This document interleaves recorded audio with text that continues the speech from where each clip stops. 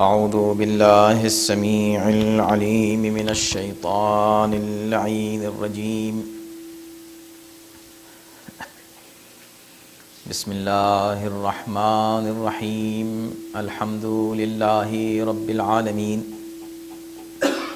والصلاة والسلام علی اشرف الانبیاء والمرسلین خاتم النبیین رحمة للعالمین سیدنا ونبینا وشفیع ذنوبنا وطبیب نفوسنا ومطہر قلوبنا مولانا ابی القاسم محمد اللہم صلی علی محمد وآلہ الطیبین الطاہرین المعصومین المظلومین ولعنة الله على أعدائهم أجمعين من الآن إلى يوم الدين. أما بعد فقد قال الله في كتابه الكريم بسم الله الرحمن الرحيم من ذا الذي يشفع عنده إلا بإذنه يعلم ما بين أيديهم وما خلفهم ولا يحيطون بشيء من علمه إلا بما شاء وسع كرسيه السماوات والأرض. صلوات. اللهم صل على محمد وآل محمد. عزیزان محترم، ایک بہت ہی عظیم اور مبارک مہینے کا آغاز ہو رہا ہے جسے ماہ رجب کہا جاتا ہے، اور اس مہینے کی عظمت یہ ہے کہ پیغمبر اسلام صلی اللہ علیہ وسلم نے فرمایا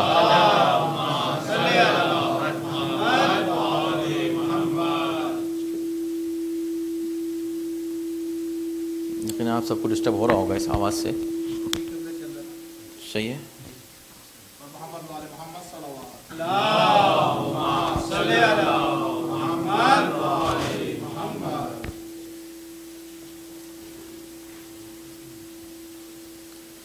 آپ نے فرمایا کہ رجب کے تعلق سے، یہ مہینہ جو شروع ہو رہا ہے اور جس کی اب شب آ رہی ہے، کہ یہ مہینہ اللہ کا مہینہ ہے. رجب اللہ کا مہینہ ہے. ابھی تک آپ نے کیا سنا ہے؟ رمضان اللہ کا مہینہ ہے.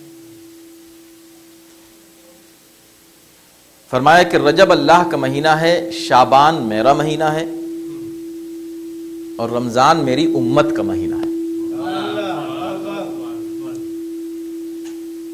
تو رمضان اللہ کا بھی مہینہ ہے، بے شک رمضان اللہ کا مہینہ ہے اس اعتبار سے کہ اللہ کی مغفرت کا مہینہ. اللہ اپنی مغفرت اپنے بندوں کو دیتا ہے، لیکن فائدہ کس کو ہوتا ہے؟ امت کو ہوتا ہے. تو اب خدا جانے کہ کس نسبت سے کہا کہ یہ مہینہ اللہ کا ہے اور کس نسبت سے کہا کہ مہینہ شعبان کا میرا ہے اور رمضان کا امت کا ہے. تو جس مہینے میں جس کا کام ہوتا ہے اس کا مہینہ ہو جاتا ہے. رمضان میں ہمارا کام بنتا ہے، ہمارے گناہ معاف ہوتے ہیں، ہماری عبادت قبول ہوتی ہیں. تو اب دیکھنا ہے کہ شعبان میں اور رجب میں ایسی کیا خصوصیت ہے کہ اللہ اور رسول کا کام بن جاتا ہے جس میں. تو رجب میں کوئی ضرور ایسا آیا ہے جس میں اللہ کا کام بنا ہے. صلوات بھیجو محمد علیہ. ہاں اسے نکال کے پھر سے اس کو بند کر کے پھر سے سٹارٹ کیجیے.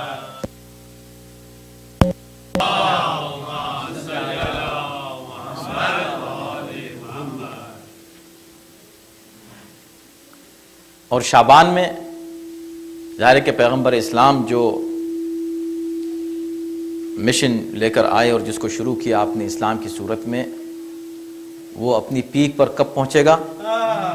جب وہ آئے گا جو شعبان میں آیا ہے. صلوات علی محمد و آل محمد.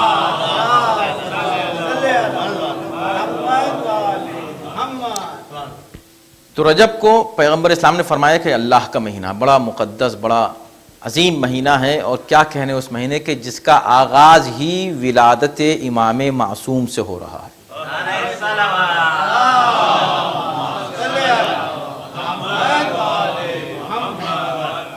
اور واحد مہینہ ہے جس میں جس میں 4 معصومین کی ولادت ہے اور ایک معصوم کی معراج ہے۔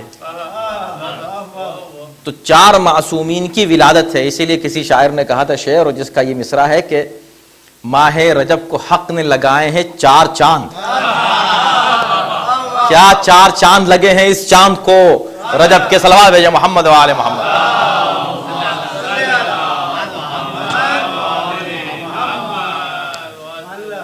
تو محترم بڑا مقدس اور محترم مہینہ ہے، اور جب یہ مہینہ شروع ہوتا ہے تو اس کے لیے بڑی روایات ہیں اور بڑی اس کی اہمیت بیان کی گئی ہے۔ جس طرح رمضان آنے سے پہلے اس کی تاکید کی گئی ہے کہ آپ تیاری کریں رمضان کے لیے، اسی طرح رجب کی تیاری کرنی ہے، اور رجب میں بہت سی دعائیں ہیں اور بہت سے اعمال ہیں کرنے کے، جن کو انجام دینا بہت زیادہ ثواب کا باعث ہے، اور اس کی تاکید معصومین علیہ السلام نے کی ہے کہ اس مہینے کی عظمت سے غافل لوگ نہ ہوں۔ پہلی جو رات آتی ہے اسی رات سے کچھ بڑی مخصوص بڑی خوبصورت دعائیں شروع ہو جاتی ہیں کہ جس سے انسان دنیا اور آخرت میں فائدہ اٹھا سکتا ہے، اور چھوٹی چھوٹی دعائیں ہیں اور بہت ہی اہم دعائیں ہیں، اور ساتھ ہی ساتھ اس میں بہترین عمل جو آپ اس مہینے میں کر سکتے ہیں وہ ہے استغفار۔ ہر وقت انسان اللہ کی بارگاہ میں استغفار روزانہ کم سے کم 100 مرتبہ استغفر اللہ ربی و اتوب الیہ اس مہینے میں کرے۔ اس رات ہی سے آپ شروع کر سکتے ہیں۔ استغفار تو عموماً ہمیشہ بہتر ہے، لیکن اس مہینے میں خاص طور پر، اور روزہ رکھنے کی بڑی تاکید ہے اس مہینے میں، بڑے اس کے ثواب لکھے ہیں۔ اگر آپ جائیں اور مفاد الجنان کا مطالعہ کریں تو آپ کو اندازہ ہوگا کہ کتنی اس مہینے کی اہمیت ہے۔ موقع ملا تو انشاءاللہ ہم نماز کے بعد 1-2 دعائیں جو آج کی شب کی جب وہ پڑھیں گے، تو اگر وقت ملا ہمیں تو ہم اس وقت کچھ اس شب کے تعلق سے اور ماہ رجب کی عظمت کے تعلق سے، تاکہ ہم لوگ تیار ہو جائیں۔ یہ پھر ایک طرح کی اپورچونٹی ہوتی ہے جو اللہ سبحانہ و تعالی ہر مومن کو عطا کرتا ہے کہ گزشتہ سال رجب آیا اور چلا گیا، ہم کو کتنا ملا، کیا حاصل کیا۔ جیسے کہ روایت ہے امام جعفر صادق علیہ السلام سے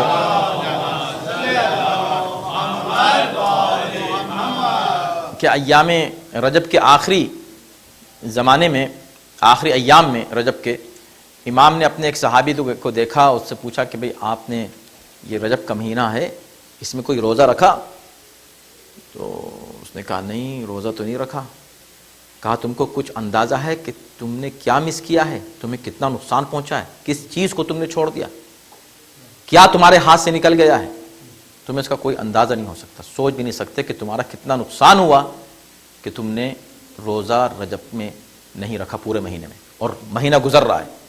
تو اس نے کہا کہ اب چند دن رہ گئے، کیا میں اب رکھ سکتا ہوں؟ کہا ہاں بالکل، اگر تم ابھی بھی رکھ لو روزہ تو اس کا امام نے ثواب بیان کیا ہے، 1 روزہ رکھنے کا کتنا ہے، 2 کا کتنا اور 3 کا کتنا ہے۔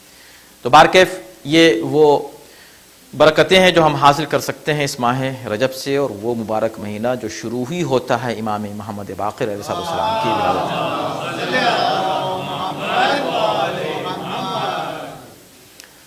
تو میں نے آپ کی خدمت میں اسی آیے کریمہ کی تلاوت کا شرف حاصل کیا جو ہم 2 دن سے پڑھ رہے ہیں۔ من ذا الذی یشفع عنده الا باذنہ، کون ہے وہ کہ جو اللہ کی بارگاہ میں شفاعت کر سکے، کسی کی انٹرسیڈ کر سکے؟ کوئی نہیں کر سکتا الا باذنہ، الا کہ اگر اللہ اس کو اذن دے دے۔ تو یہ تاکید کے لیے، یعنی صرف اس اہمیت کو واضح کرنے کے لیے پہلے منع کیا کہ کوئی شفاعت نہیں کر سکتا، تاکہ ہر کس و ناکس یہ دعویٰ نہ کر لے کہ میں بھی شفاعت کر لوں گا۔ سب کے لیے منع کیا کہ کوئی شفاعت نہیں کر سکتا، اس کے بعد اللہ کے ذریعے سے استثناء قائم کیا گیا، ایکسیپشن ظاہر کیا گیا، اور یہ بتایا گیا کہ نہیں، علاوہ کچھ لوگوں کے، وہ کچھ لوگ وہ ہیں کہ جن کو اذن الہی ملتا ہے۔ اذن کس کو ملتا ہے؟ اب یہ بھی معلوم ہو جائے کہ کوئی آگے کہ مجھ کو اللہ نے پرمیشن دے دی ہے۔ اذن کس کو ملتا ہے، تو اذن کس کو کہتے ہیں، اس کا بھی اگر انداز ہو جائے 1-2 جملوں میں تو بات واضح ہو جائے۔ دیکھیں، اذن یعنی اللہ کا حکم، اللہ کی اجازت کن لوگوں کو ملتی ہے کسی معاملے میں؟ وہ چیزیں جو خدا سے مخصوص ہیں، وہ صرف خدا سے مخصوص ہیں، الا یہ کہ خدا کسی کو وہ طاقت اور پاور دے دے، اس کو کہتے ہیں اذن۔ اب آپ یہ سوچیں کہ بھئی خلق کون کرتا ہے؟ اللہ خلق کرتا ہے. لیکن اگر کوئی اللہ کا بندہ یہ کہے کہ اخلق لکم من الطین، میں اس مٹی سے تمہارے لیے پرندہ خلق کروں گا، فانفخ فیہ فیکون طیرا باذن اللہ، پھر میں اس میں روح پھونکوں گا، اس میں پھونکوں گا، اور یہ جو میں نے مٹی سے ایک پرندے کی ہیئت بنائی تھی، پرندہ نہیں بنایا تھا، پرندے کی ایک شکل بنائی تھی، اس شکل میں پھر میں روح پھونکوں گا. فیکون طیرا، اب تک کا ہیئت الطیر تھا، شکل طیر شکل تھی پرندے کی، اب وہ واقعاً پرندہ بن جائے گا میری روح پھونکنے سے. تو کوئی یہ نہ سمجھ لے کہ عیسیٰ روح پھونکتے ہیں، فوراً کہہ دیا باذن اللہ، اللہ کے حکم سے. تو یہ اذن اللہ ملتا ہی اس کو ہے جو معصوم ہو، منتخب من اللہ ہو. صلوات محمد و آل محمد.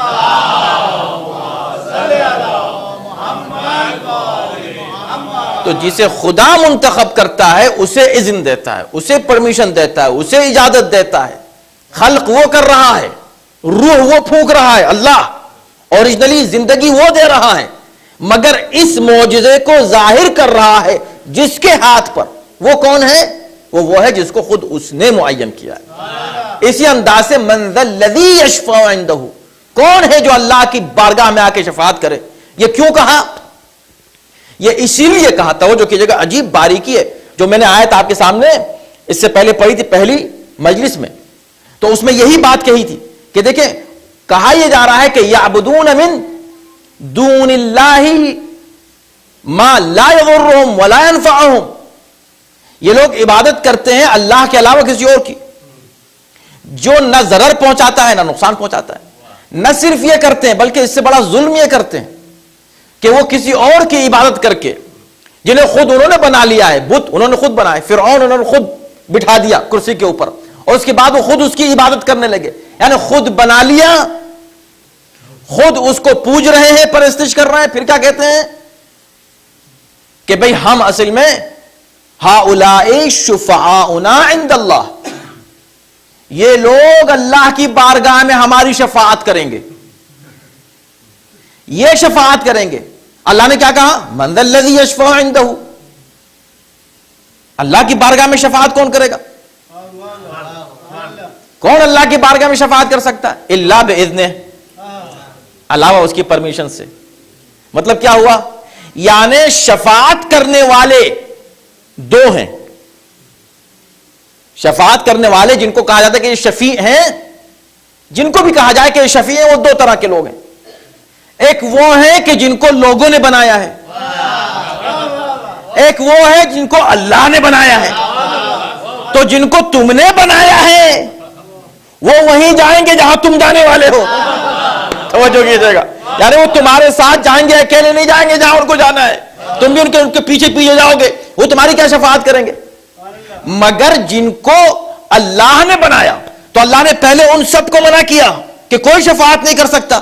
جن کو تم بنا رہے ہو، ہؤلاء شفاعونا، تم کہہ رہے ہو یہ شفیع، تم کسی کو کہہ رہے ہو یہ شفاعت کریں گے، تو کسی کو تم کہہ رہے ہو شفاعت کریں گے، کسی کو اللہ کہہ رہا ہے کہ شفاعت کریں گے. تو یہ دو الگ الگ لوگ ہو گئے. ان کو پہچانے ہم کیسے؟ تو بہت آسان ہو گیا قرآن کی روشنی میں ان کو پہچاننا. جن کو لوگ بنا کے بٹھا دیں وہ لوگ ہیں. اور سمجھے، توجہ، عجیب بات ہے، لوگوں نے کہا دیکھیں یا علی نہ کہیں، یا محمد نہ کہیں، یا رسول اللہ نہ کہیں، شرک ہے یہ. ارے شرک یہی تو توحید ہے. شرک کیا ہے؟ شرک کسی کو ایسی جگہ پر بٹھا دینا جو اس کی جگہ نہیں ہے، یہ شرک ہے. اور کسی کو شفیع قرار دینا جبکہ وہ شفیع نہیں ہے. قرآن یہ کہہ رہا ہے یہ مشرک ہے. یہ مشرک کیا کہتے ہیں؟ یہ کہتے ہیں ہم نے ان کو بنا لیا، ابھی اللہ تک ہم کو پہنچا دیں گے. لِيُقَرِّبُونَ إِلَى اللَّهِ زُلْفَىٰ، ان سے پوچھو کہ کائنات کو خلق کس نے کیا؟ اگر آپ ان سے پوچھیں وَلَئِن سَأَلْتَهُم مَّن خَلَقَ السَّمَاوَاتِ وَالْأَرْضِ، اس کائنات کو کس نے پیدا کیا؟ تو کہیں گے اللہ، خلقہن اللہ، لَيَقُولُنَّ اللہ. تو یہ جواب دیں گے کہ بے شک اس کائنات کا پیدا کرنے والا اللہ ہے. تو اگر خدا اس کائنات کا پیدا کرنے والا ہے تو تم ان بتوں کی پوجا کیوں کر رہے ہو؟ یہ تم نے کیوں بنا لیا یہاں پر رکھ کے؟ تو وہ کہیں گے مَا نَعْبُدُهُمْ إِلَّا لِيُقَرِّبُونَ إِلَى اللَّهِ زُلْفَىٰ، بھئی ہم نے ان کو اس لیے بنا لیا، یہ بت اس لیے بنا لیے کہ یہ ہمیں خدا کے قریب کر دیں گے۔ یقربون، یہ اللہ نہیں ہے، یہ مشرک بھی کہہ رہا ہے کہ یہ خدا نہیں ہے، پھر کیا ہے؟ کہا یہ وہ ہیں کہ جو ہمیں خدا سے قریب کر دیں گے۔ اب بتاؤ مسلمانوں، شرک کس جگہ ہے ان کا؟ شرک یہ نہیں ہے کہ انہوں نے بتوں کو خدا مانا، ان کا شرک یہ ہے کہ خدا تک پہنچنے کا وسیلہ خود بنا لیا۔ توجہ کیجئے گا، تو خود وسیلے بنانا شرک ہے، اس لیے کہ وسیلے خدا بناتا ہے اپنے تک پہنچنے کے لیے۔ سلام بھیجا محمد و آل محمد۔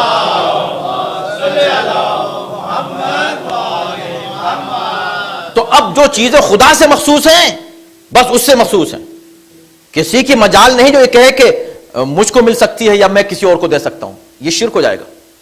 شفاعت اللہ سے مخصوص ہے، خود قرآن کہہ رہا ہے وَلِلَّهِ الشَّفَاعَةُ جَمِيعًا، ساری شفاعت اللہ سے مخصوص ہے۔ یعنی تم خدا ہی سے کہو یا اللہ مجھ کو بخش دے،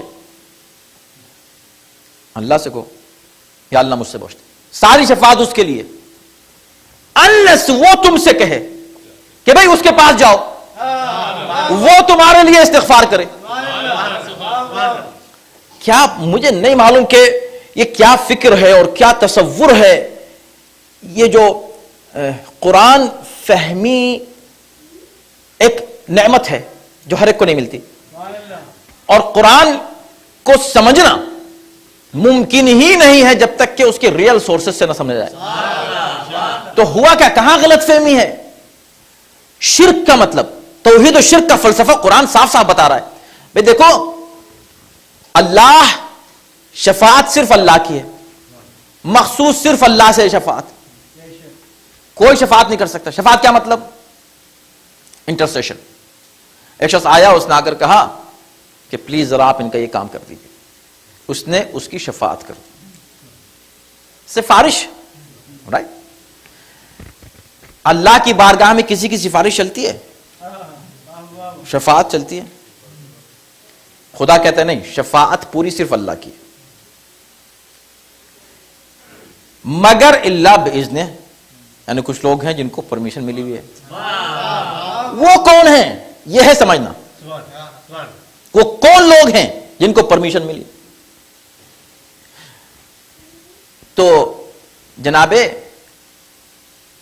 یعقوب کے پاس ان کے بیٹے آ جاتے ہیں توبہ کرنے کے لیے، جب پتہ چل گیا کہ یوسف کے ساتھ کیا ہوا اور یوسف کو اللہ نے کیا عظمت بخشی، اب ان کو اپنی غلطی کا احساس ہوا، آ گئے۔ آنے کے بعد کیا کہا؟ پڑھیے قرآن، اے ہمارے بابا استغفر لنا اللہ، اللہ سے ہمارے لیے استغفار کیجئے۔ کیا مطلب؟ یعنی اللہ سے کہیے کہ وہ ہم کو بخش دے۔ یہ کیوں کہہ دیں اللہ سے کہ تم کو بخش دے، تم جاؤ؟ تو وہ نبی تھے، ان کو کہنا چاہیے تھا کہ استغفر اللہ، کیسی بات کر رہے ہو، میں کون ہوں اللہ سے کہنے والا کہ تم کو بخش دے؟ گناہ تم نے اللہ کا کیا، اللہ سے کہو یا اللہ بخش دے، وہ تم کو بخش دے گا، جاؤ۔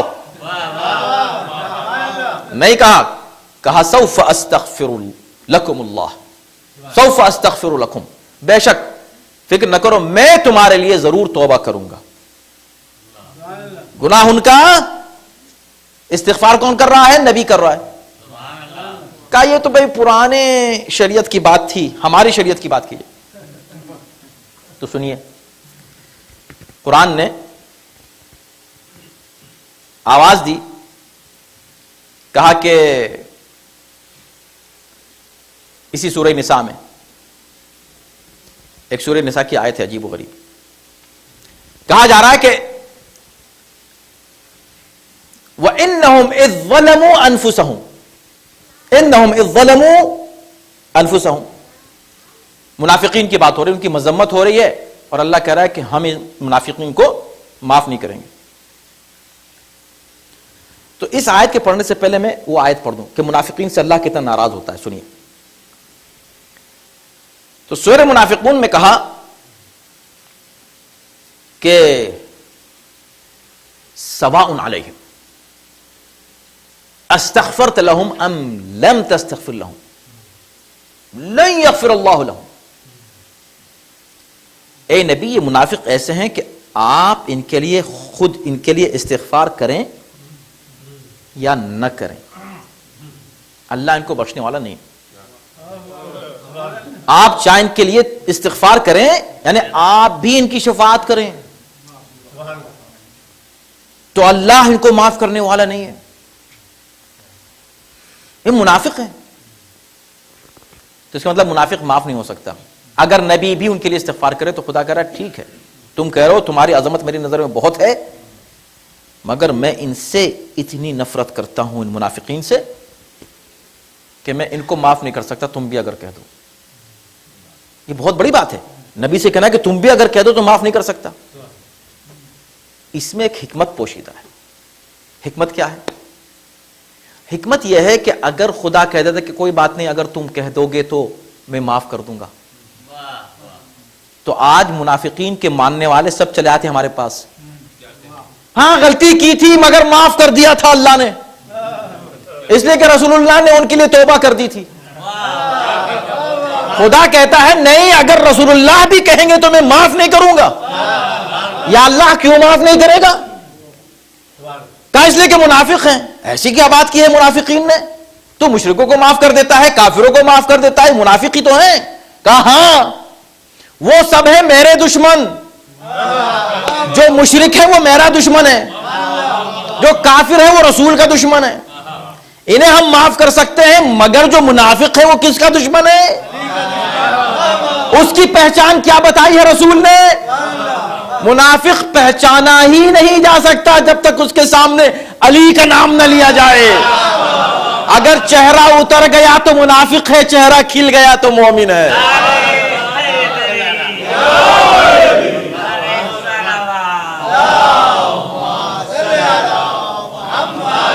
تو جو کہ ہم لوگ جذباتی باتیں نہیں کرتے، خالی دلیل سے قرآن مجید کی روشنی میں.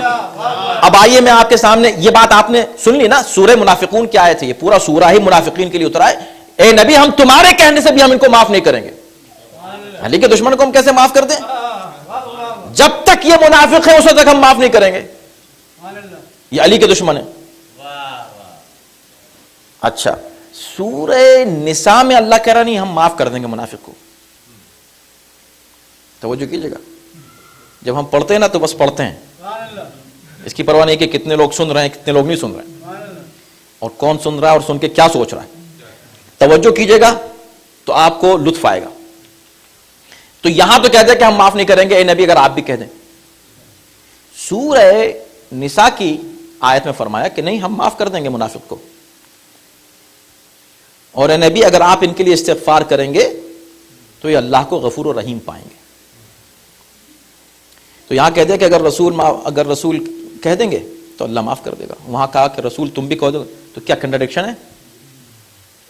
اب سنیے آیت. وَإِنَّهُمْ إِذْ ظَلَمُوا أَنفُسَهُمْ، انہوں نے جب اپنے نفس پر ظلم کیا، گناہ کیے. جب گناہ کرنے کے منافقین کی بات ہو رہی، ٹھیک ہے، یہ منافق اپنے اوپر ظلم کر کے گناہ کرنے کے بعد جاؤک، اگر یہ تمہارے پاس آ جائیں، فاستغفر اللہ، اور اللہ سے توبہ کریں. کون؟ یہ منافق. واستغفر لهم الرسول، اور رسول بھی ان کے لیے توبہ کرے، استغفار کرے. توبہ اللہ سے طلب کرے ان کے لیے، مغفرت طلب کرے نبی ان کے لیے. لوجد اللہ توابا رحیما، اگر وہ آپ کے پاس آ جائیں اور آ کر استغفار کریں اور آپ بھی ان کے لیے استغفار کریں تو یہ اللہ کو غفور و رحیم پائیں گے. وہاں کہہ دیا کہ اے نبی تم بھی استغفار کرو گے تو ہم نہیں کریں گے. یہاں کہہ رہا ہے کہ اگر آ جائیں اور استغفار کریں تم کر دو تو ہم کر دیں گے. تو کیا بات ہے دونوں میں؟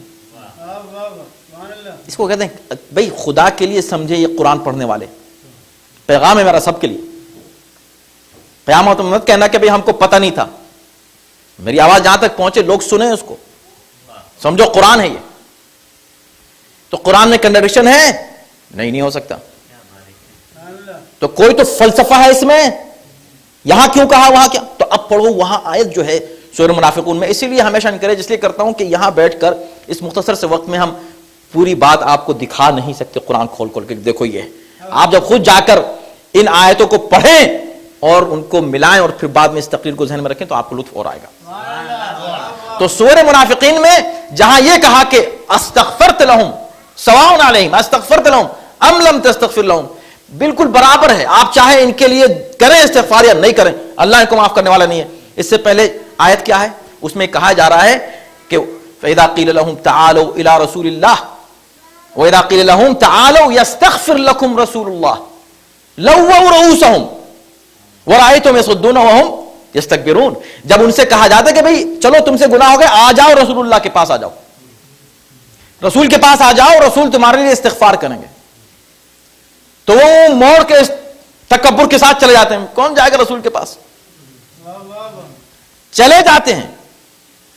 خدا نے کہا اچھا تو تم رسول کو ایسا سمجھ رہے ہو, توہین کرو, رسول کے پاس آنا نہیں چاہتے, نہیں آنا چاہتے. اب تم نہیں آ رہے ہو نا, رسول بھی اگر تمہارے لیے استغفار کریں گے تو ہم تمہیں معاف نہیں کریں گے. کیوں؟ اس لیے کہ تم آ نہیں رہے ہو رسول کے پاس. سورہ نساء میں کیا کہا, اگر یہ آ جائیں اور آ کر خود استغفار کریں اور آپ ان کے لیے استغفار کریں تو ہم ان کو بخش دیں گے. تو فرق کہاں ہوا دونوں میں, آنے میں. بھئی بخشش جب ہوتی ہے جب آنے والا نبی کی بارگاہ میں آ جائے. پتا چلا کہ بخشش اسی وقت ہو سکتی ہے جب مسلمان نبی کے بارگاہ میں آ جائے, چاہے زندگی میں چاہے مرنے کے بعد. نبی تو نبی ہے نا. اب جو قبر پہ کھڑے ہو کے کوئی سلام کر رہا ہے, اگر دل سے سلام کر رہا ہے تو یقیناً اس کی بخشش ہے. اور جو کہہ رہا ہے یہ بدعت ہے, بدعت ہے, اللہ آواز ذرا میں ہر ایک کو بخش سکتا ہوں, ان منافقوں کو نہیں بخش سکتا.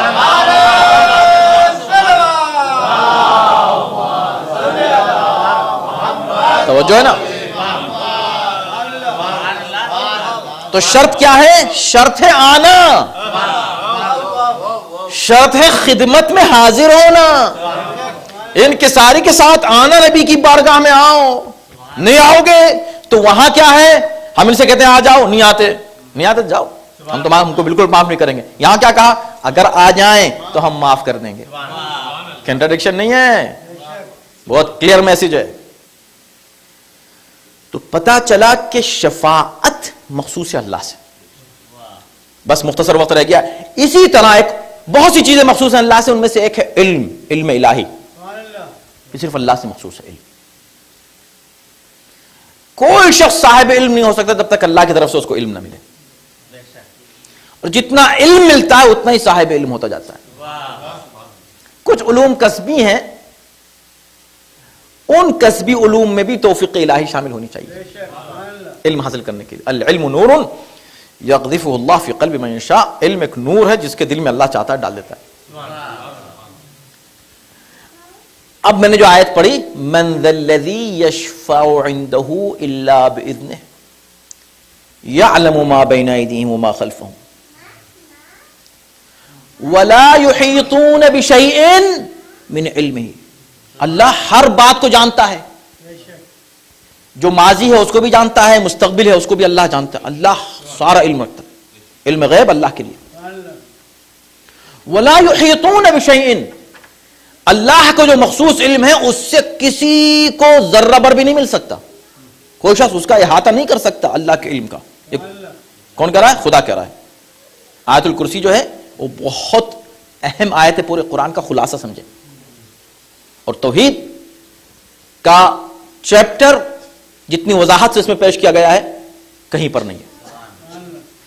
اب خدا یہ کہہ رہا ہے کہ علم اللہ سے مخصوص ہے اور وہ کسی کو نہیں ملتا, کسی کو نہیں ملتا. کہہ دیا نا, یہ بالکل ایسے ہی جیسے شفاعت کسی کو نہیں, کوئی شفاعت نہیں کر سکتا مگر ایکسپشن الا لا یحیطون بشیء من علمہ الا بما شاء. علم کا، اللہ کے علم کا کوئی شخص احاطہ نہیں کر سکتا علاوہ اتنے علم کے جتنا وہ خود چاہے. تو جیسے شفاعت ہر ایک کو نہیں ملتی، ایسے ہی اللہ کا علم بھی ہر ایک کو نہیں ملتا. مگر یہ بھی کوئی نہیں کہہ سکتا کہ نہیں علم الہی کسی کے پاس نہیں ہے. بے شک علم غیب لا یظہر بغیبہ احد الا من ارتضی من رسول. اللہ اپنے غیب کا علم کسی کو نہیں دیتا علاوہ ان لوگوں کے جن کو خود وہ منتخب کر لیتا ہے اپنے رسولوں میں.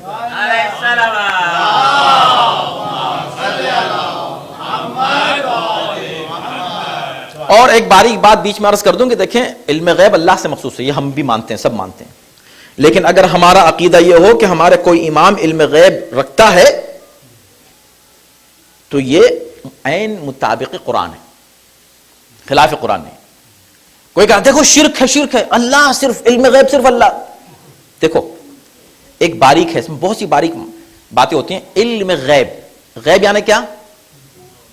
ان نون، ان سین، ٹھیک ہے نا؟ جو چیز نظر نہ آئے. اس دیوار کے پیچھے آپ کے لیے ہمارے لیے کیا غیب ہے؟ اب بتائیے کون اس وقت پارکنگ کر رہا ہے باہر؟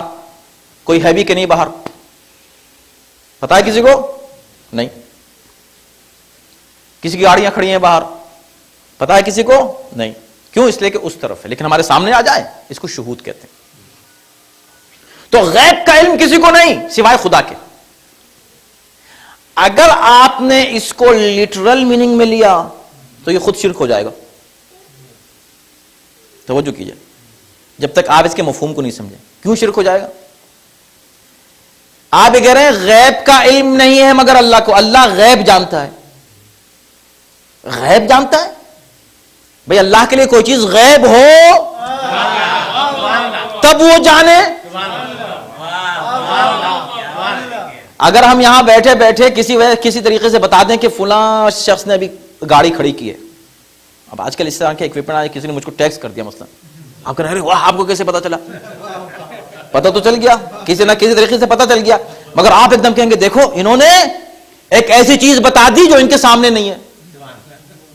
اس لیے آپ کو حیرت ہو رہی ہے نا، ہمیں ایک ایسی چیز جو ہمارے سامنے نہیں ہے. اللہ کے سامنے کون سی چیز نہیں ہے؟ پھر آپ کیسے کہہ رہے ہیں اللہ غیب جانتا ہے؟ پتا چلا اللہ غیب جانتا ہے ہماری نسبت سے، یعنی وہ چیزیں جو ہمارے لیے غیب ہیں وہ اس کے لیے شہود ہیں. لیکن اگر کوئی یہ سوچے کہ نہیں اللہ غائب چیزوں کو جانتا ہے، اس کا مطلب اس نے پہلے یہ مانا کہ چیزیں اللہ کے لیے غائب ہیں.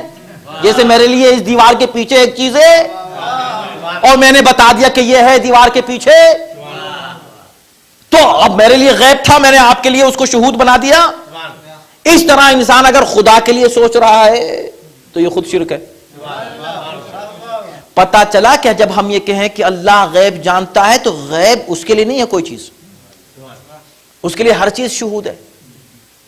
غیب ہو تو وہ جانے. ہاں جو ہمارے لیے مخلوقات کے لیے جو چیز غیب ہے اس سے وہ واقف ہے. اب مخلوقات کے لیے بھی غیب مختلف ہیں. ہمارے لیے غیب ہے، جو دیوار کے اس پیچھے کھڑا ہوا اس کے لیے غیب نہیں ہے. تو پتا چلا کہ ہر شخص کو پہلے غیب کے تعلق سے بات کرنے کے لیے اپنی حد دیکھ لینی چاہیے، اور جب دوسروں کے بارے میں بات کرے تو ان کے بھی بارے میں سوچنا چاہیے کہ کیا میں ان کی حد معین کر سکتا ہوں. اسی لیے اللہ نے کہا کہ اللہ کے غیب سے کوئی واقف نہیں ہوتا الا لا یحیطون بشیء من علمہ. مسئلہ علم غیب کا نہیں ہے، جنرل اللہ کا جو علم ہے اس کے احاطہ کوئی نہیں کر سکتا الا بما شاء، الا یہ کہ جو کچھ اللہ کسی کو علم دے دے اتنا علم اس کو ہو سکتا ہے. اب اگر ہم یہ کہیں کہ پیغمبر اسلام کوئی چیز ایسی نہیں ہے جو جانتے نہ ہو، آپ نے کہا شرک ہو گیا. بھئی آپ کو کچھ پتا کہ اللہ نے کتنا دیا رسول کو علم؟ اللہ نے جو رسول کو علم دیا کتنا دیا؟ کچھ پتا کوئی کہہ سکتا کہ اتنا دیا؟ سنیے قرآن نے کیا کہا کتنا دیا. علمک ما لم تکن تعلم. اللہ نے ہر وہ چیز آپ کو سکھا دی جو آپ نہیں جانتے تھے. آپ نہیں جانتے تھے, اللہ نے سکھا دی. اب آ جائے کوئی مسلمان کہے ہاں رسول اللہ بہت سی چیزیں جانتے ہیں مگر یہ چیز نہیں جانتے. آپ جس چیز کو کہیں گے یہ نہیں جانتے, اللہ نے کہتے ہیں میں نے اس کو سکھا دیا. یعنی کہ جو آپ نہیں جانتے تھے وہ میں نے سکھا دیا. تو کسی ایک چیز کو کون نہیں جانتے, فوراً خدا کہے گا میں نے سکھا دیا, تو رہے گا کیا؟ اس لیے انسان اپنی حد میں رہے, ایسی باتیں سوچتے ہوئے. اہل بیت کے علم کی حدیں معین کرنے کی کوشش نہ کریں.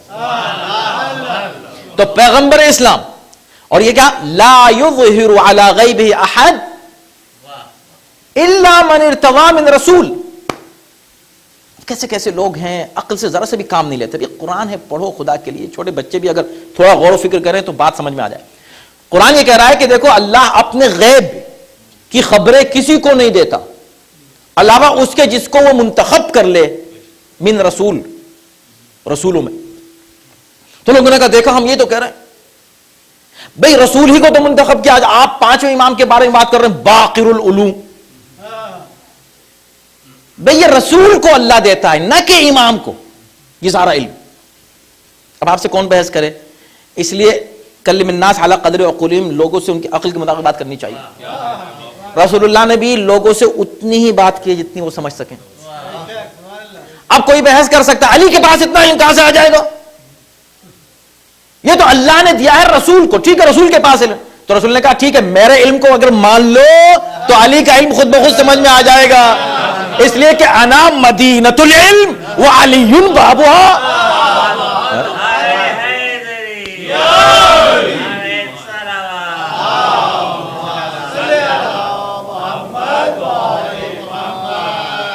تو اب علم ملے گا دروازے سے. کیا بات کہی, شہر بتا دیا اور دروازہ بنا دیا تاکہ اب کوئی یہ نہ کہے کہ مجھے علم تو مل جائے گا بغیر دروازے کے. ہر چیز بغیر دروازے کے مل سکتی ہے دیواریں پھلانک کر. کیوں؟ اس لیے کہ دیواریں کود کے انسان کوئی بھی چیز چرا سکتا ہے کسی گھر سے. علم واحد وہ دولت ہے جو چوری نہیں ہو سکتی, دروازے ہی سے آ کے لے سکتے ہو, اس میں چوری نہیں ہو سکتی. علم چوری نہیں ہو سکتا. تو اگر امام باب مدینۃ العلم ہے, بات ختم ہو گئی. اب بتاؤ کہ رسول اللہ کو کیا معلوم تھا؟ جو بھی معلوم تھا وہ علی کو معلوم تھا. اس میں کیا پریشانی ہے؟ پھر جو علی کو معلوم تھا وہ حسن کو معلوم تھا, جو حسن کو معلوم تھا وہ حسین کو معلوم تھا, جو حسین کو معلوم تھا امام سجاد کو معلوم تھا, جو امام سجاد کو معلوم تھا وہ آج جن کی ولادت کی شب ہے امام محمد باقر علیہ السلام.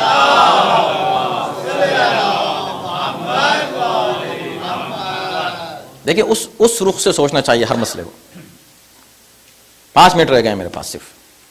امام تشریف لا رہے ہیں, شام سے واپس آ رہے ہیں,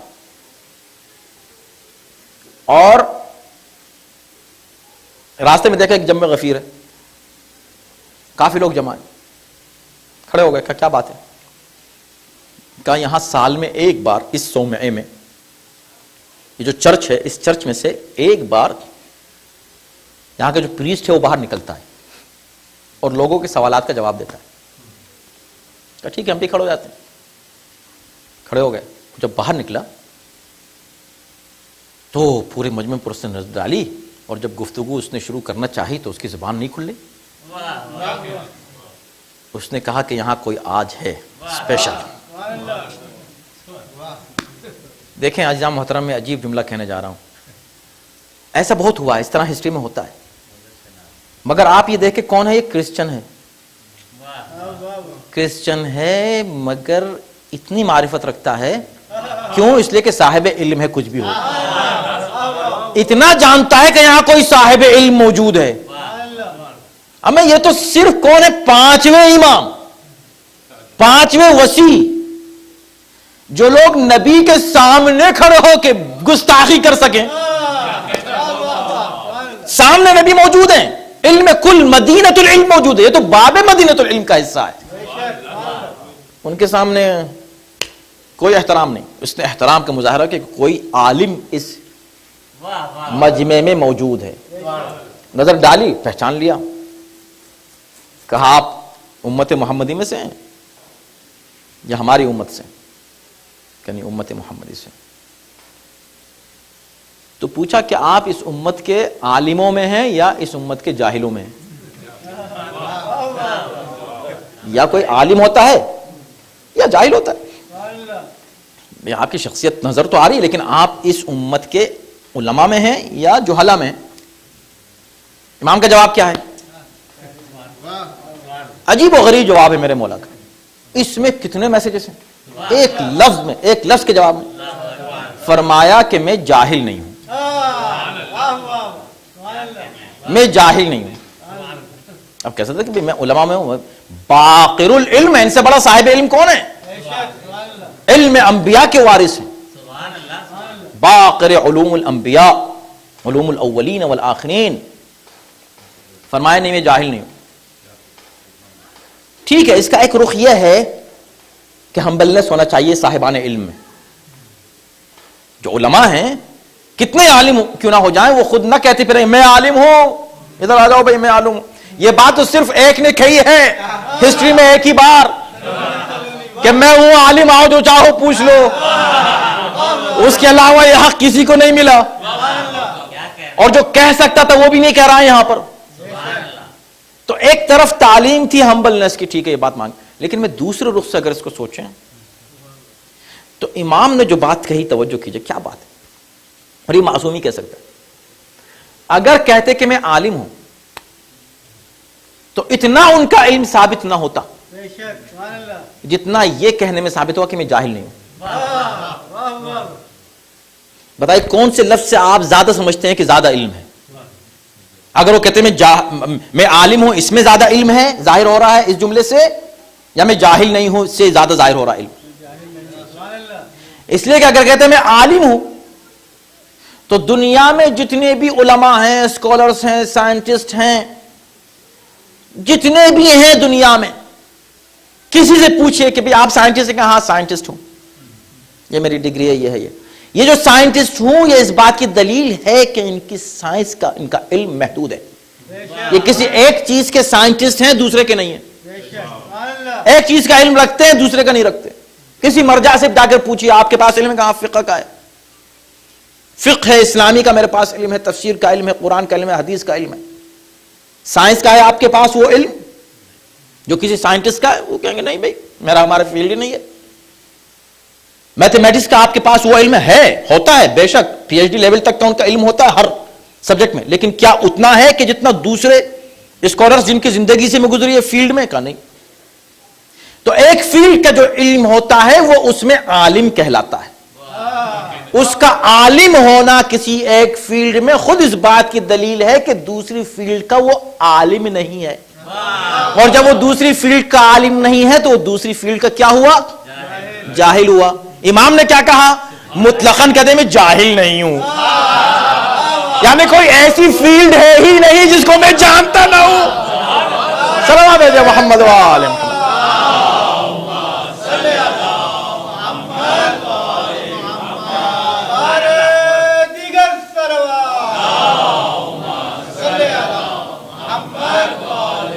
میں اطہار کا علم جو ہے نا یہ ثابت ہے قرآن سے میرے دوستو۔ یہ کوئی جذباتی مسائل نہیں ہے کہ چونکہ ہمارے ابا اماں نے سکھا دیا، ہاں بھئی 5ویں امام ہیں وہ بڑے فاقر العلم تھے، صاحب علم تھے، نہیں۔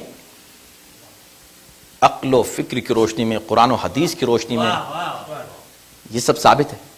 ایک شخص آتا ہے، اس طرح کے امتحانات بھی ہوتے رہتے تھے، ایسا نہیں ہے۔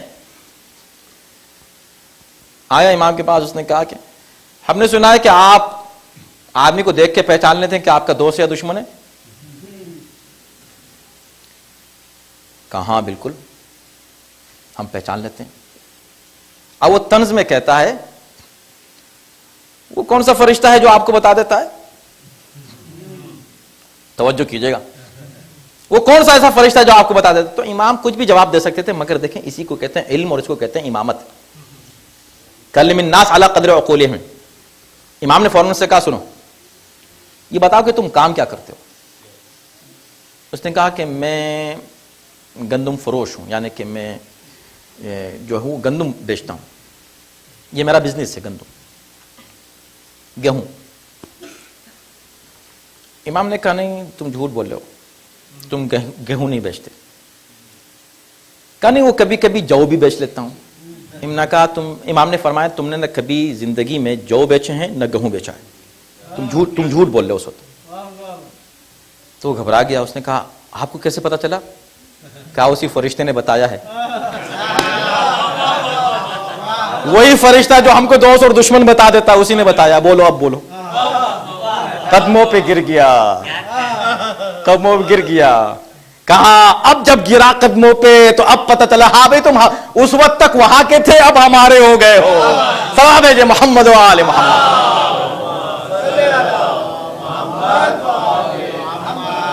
بس یہ ہے امام, اور بات تمام ہوئی, وقت نماز کا آ گیا. آخر میں ایک حدیث امام کی تاکہ ہم لوگ کچھ لے کے یہاں سے اٹھیں جذبہ ولایت کے ساتھ, کہ اصول کافی کی پہلی جو حدیث ہے وہ امام ہی کی ہے. اصول کافی جو بہت اہم کتاب ہے امام کی, بس اس کا جلدی سے ٹرانسلیشن کہ اللہ نے جب عقل کو خلق کیا, عقل کو خلق کرنے کے بعد کہا کہ آگے بڑھ. بار بار آپ کی سنی ہوئی, صرف یاد دلانا ایک دوسرے کو. فقال لا اقبل ثم قال لا ادبر, اس سے کہا آگے بڑھ تو آگے بڑھی, پھر اس سے کہا کہ پیچھے ہٹ تو عقل پیچھے ہٹی. پھر اللہ نے کہا کہ انی ما خلقت خلقا احب الی منکی, تجھ سے زیادہ محبوب کوئی ایسی مخلوق نہیں جس کو میں نے پیدا کیا ہو کائنات میں, تو سب سے زیادہ مجھے پیاری ہے اے عقل. کیوں؟ اس لیے کہ عقل نے کیا کیا, کیوں اللہ کو پیاری ہے اور کیوں اسے عقل کہتے ہیں؟ اس لیے کہ جب کہا آگے بڑھ تو آگے بڑھ گئی, پیچھے ہٹ تو پیچھے ہٹ گئی. تو پہلا تو آسان تھا آگے بڑھ جانا, وہاں تک تو کوئی بھی کر سکتا ہے. ابھی آگے بڑھ جاؤ, آگے پھر جاؤ وہیں واپس جاؤ, تو آ تو سکتے ہیں مگر جیسے کہ پھر واپس وہیں جاؤ تو یہاں ضرور کوئی نہ کوئی پوچھ سکتا ہے کیوں. آج لوگ سمجھتے ہیں کہ جتنا پوچھے کیوں اتنے بڑے اسمارٹ ہیں وہ. ہر ایک سے پوچھو کیوں, مگر جیسے ہی پتا چلے کہ خدا نے کہا ہے, امام نے کہا ہے, رسول نے کہا, اب مت پوچھو کیوں.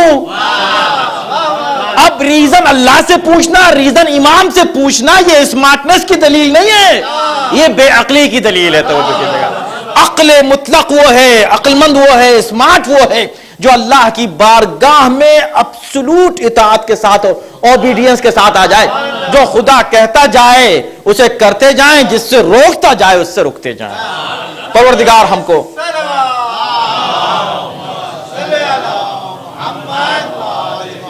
پروردگار اپنی اطاعت کی اس منزل تک ہم کو پہنچا دے کہ ہم جو تو حکم دیتا جائے ہم اس کی اطاعت کرتے جائیں, جس چیز سے تو روکتا جائے یا اللہ ہم اس سے رکتے چلے جائیں. ہمارے علم اور معرفت میں اضافہ فرما. خداوندہ آج کی اس مبارک رات کا واسطہ, یہ مبارک مہینہ جو 13 مہینہ ہے رجب کا مہینہ, اس کی رات شروع ہو چکی ہے, اس میں دعائیں قبول ہوتی ہیں, اس میں استغفار قبول ہوتا ہے. ہمارے گناہوں کو بخش دے پروردگار. ہمیں اس مبارک مہینے میں عبادت اور اطاعت اور صوم و صلات کی توفیق کرامت فرما. خداوندہ اس مبارک مہینے میں بہت سے اہم تاریخیں آ رہی ہیں, اس میں غم کی تاریخیں بھی ہیں, اس میں خوشی کی تاریخیں بھی ہیں. یا اللہ ہمارے غم کو اہل بیت کے غم میں سمو دے, ہماری خوشی کو اہل بیت کی خوشی سے مربوط رکھنا. پروردگار دنیا میں جہاں جہاں اہل بیت کے چاہنے والے ماننے والے ہیں ان کو امن و امان اور سکون کرامت فرما, ان کے جان و مال اور عزت و آبرو کی حفاظت فرما. اس ظالم اہل بیت کے دشمن بنی امیہ کے اولادیں جو ظلم ڈھا رہی ہیں خداوندہ ان پر اپنا عذاب نازل فرما, اور دنیا اور آخرت میں ان کو سزا اور ان کو عذاب میں مبتلا فرما. پروردگار تجھے اہل بیت طاہرین کا واسطہ جو مومنین اس مجمع میں کسی طرح بھی بیمار پریشان حال ہوں خداوندہ ان کی بیماری پریشانی کو دور کر دے, حاجتوں کو پورا فرما. اپنے آخرت ہمارے آخری امام کے ظہور میں تعجیل فرما, ان کے آن و انصار میں داخل شامل فرما. ربنا تقبل منا انک انت السمیع العلیم.